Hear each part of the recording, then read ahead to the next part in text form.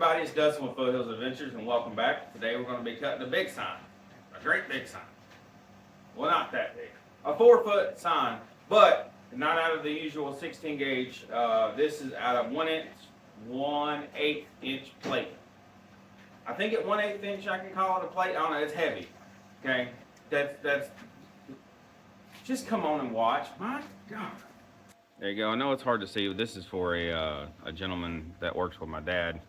It says Penley, and I think there's bears and a deer, and there's Bigfoot in there somewhere. Anyway, Dad drew this up.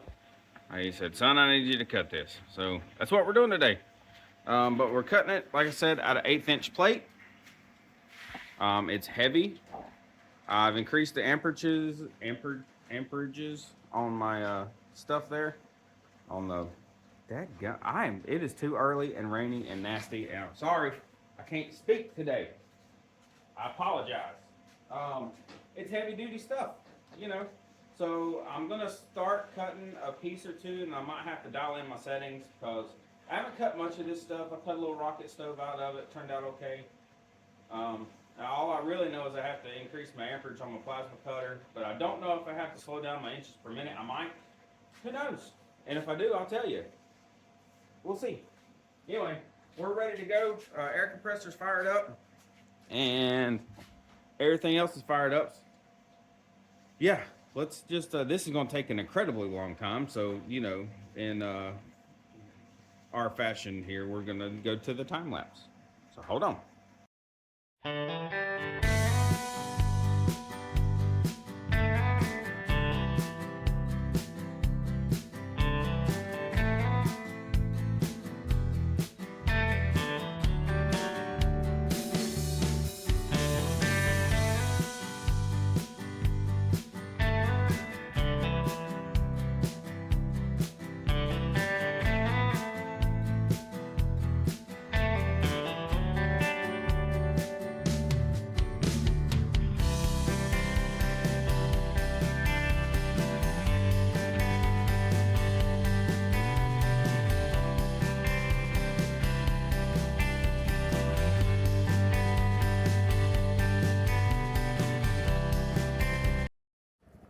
All right, we're gonna take a minute here and look at this cut piece. So it's 1/8 inch plate, like I said. This piece just got cut out. I'm looking at the edges here. What y'all think? That ain't gonna focus, is it? Come on, focus, focus, focus. No, anyway, there's not that much dross on it, which is great. I mean, 16 gauge is going to create the more dross. I mean, there's some here, but that's not bad. Quick hit with a grinder. It seems to be cutting nice and level, which is good. Cool. So currently I am running, oh Lord, I can't see that, like 35 amps. And program speed is at 70 inches per minute. So I actually cut my 16 gauge at 70 inches per minute. I know I should cut it a lot faster than that. Sorry about the loud noise, but yeah. All right, let's continue. Let me get you out of there. All right. We'll skip a little bit of the time lapse so y'all can see what's going on. You know.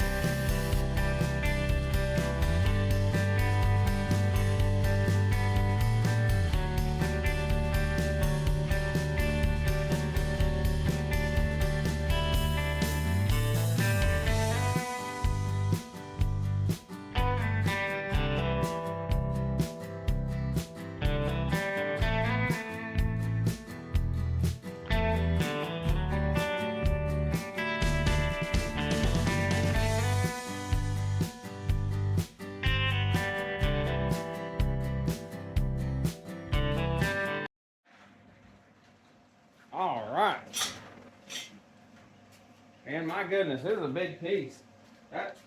It took forever. I ain't gonna lie to you. And I'm pretty sure my nozzle's just about on the way out. There's some places I'll probably have to clean up. Either where it didn't want to finish the out pierce or whatever you want to call it.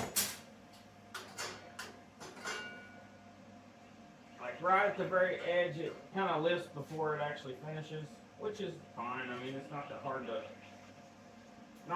get it to go. Come on.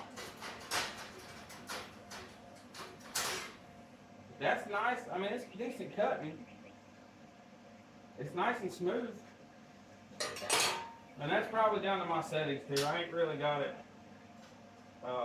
set up for 1/8" plate. This is really just my my standard 16 gauge profile that I have, and all I did was increase the amperage on the cutter, so not too shabby. I mean, it really is. It's smooth, nice, level. You would think somebody knows what they're doing. I don't. I'm just playing. Okay. Oh, that was dumb. Get out of there.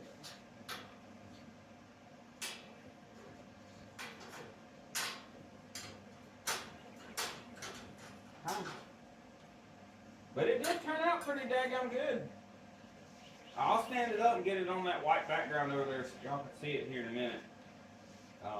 It took forever, you know, and it's going to be super daggone heavy. But before we quit, I want to see how bad it's damaged, or not damaged, you know, but how much of the nozzle and the electrode we got left. Because I'm pretty sure towards the end there, I mean, it's struggling. Let me see if I can get it out of there and I'll show you. Come here.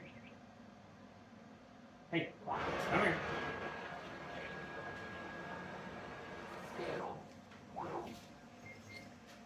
There's can't be too much left in this thing. Ooh, she hot. Actually, not as bad as I thought.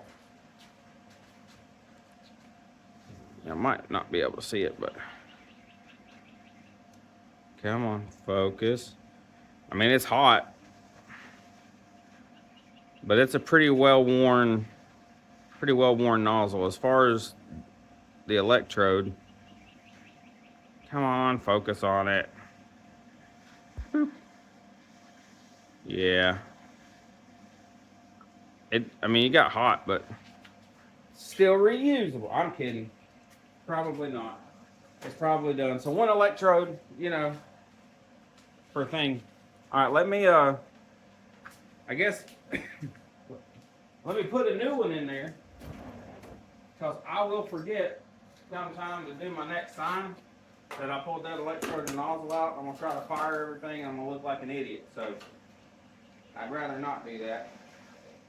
Also, so I get my electrodes and the nozzles from Langmuir, all my consumables parts, right?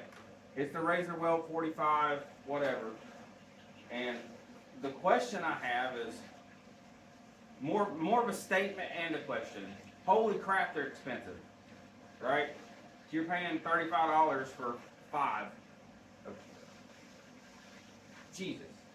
I need to clean this. Anyway, I will save that for next time. There's quite a few that's on eBay.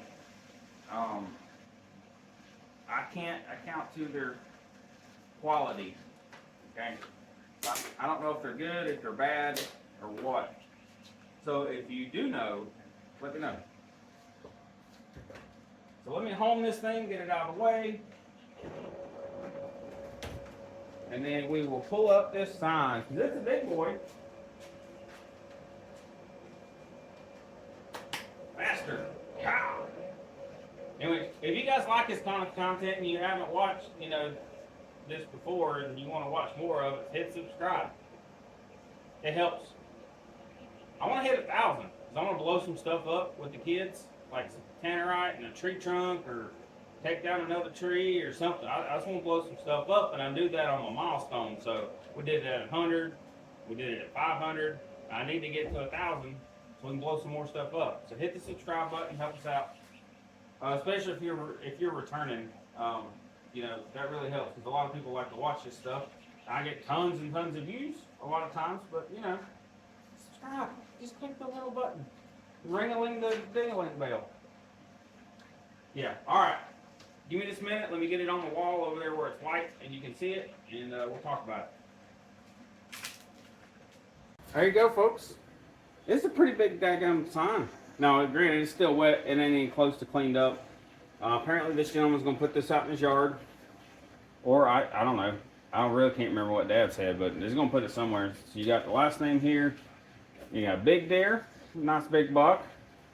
Got a little doe and a little fawn here, which I still need to go in and clean up some of the areas where it didn't quite finish, but that's because the nozzle wasn't doing too good. It's heavy, so you're looking at like 40 plus pounds off of this 1/8 inch plate. But I like that Bigfoot's hanging out in there. That's pretty cool. And the big mountains and stuff. Dad did a good job on the design. I like it. He's pretty good at that. I did run into a problem, so he did this in Lightburn, designed everything in Lightburn because he's been doing a lot of stuff with the lasers. And so for whatever reason, when Lightburn exported as a SVG, because I use Fusion 360 and they don't really play well together, and I'm not too sure why. But like when Fusion 360 opens it, it turns it all into line segments instead of like this. Let me find a curve. Anyway, this curve here, right? Whatever. It would have not just a segment here, here, here, here. Fusion 360, when it loaded it, they're like microscopic, like tiny little. And what that does is, that's a technical term, tiny, tiny, tiny, tiny lines. And what that does in Fusion 360, when you're trying to scale something, right? When you're trying to scale this up to 4 foot by whatever, like it just won't do it. It'll just crash your computer. It'll stop working. It just sits there and thinks. So what I found out is anytime if Dad does something in Lightburn, and because it's coming to me and I'm going to do it in Fusion, I open it up in Inkscape.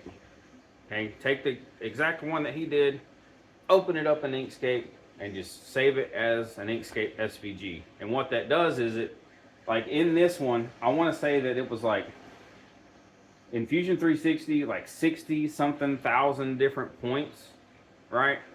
And Fusion can't handle that. And when it came out as the Inkscape SVG, I think it dropped it to like 20,000.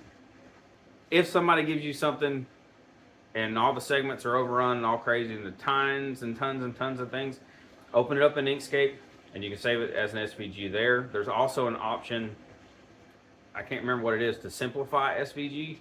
But when you simplify SVG on there, you lose a lot of the detail and everything. But yeah, there we go. Like and subscribe. Do that so I can make more of this stuff. If you guys want to come and see us, we're out at the Jamestown Flea Market off of I-40, exit 100. We're there every weekend. If you want to get a custom-made sign like this, preferably not 1/8 inch steel, okay? But I can do it out of 1/8 inch steel. I think I got to weld some rebar on here or here. I don't know how Dad's going to do it. I might clean it up, give it to him, because I don't know if he's going to weld on it. But come out and see us. Okay, I'm so distracted. It's 9 o'clock in the morning. The kids ain't even up. I got to go cook breakfast. Thank you guys for watching. We appreciate you. See you next time.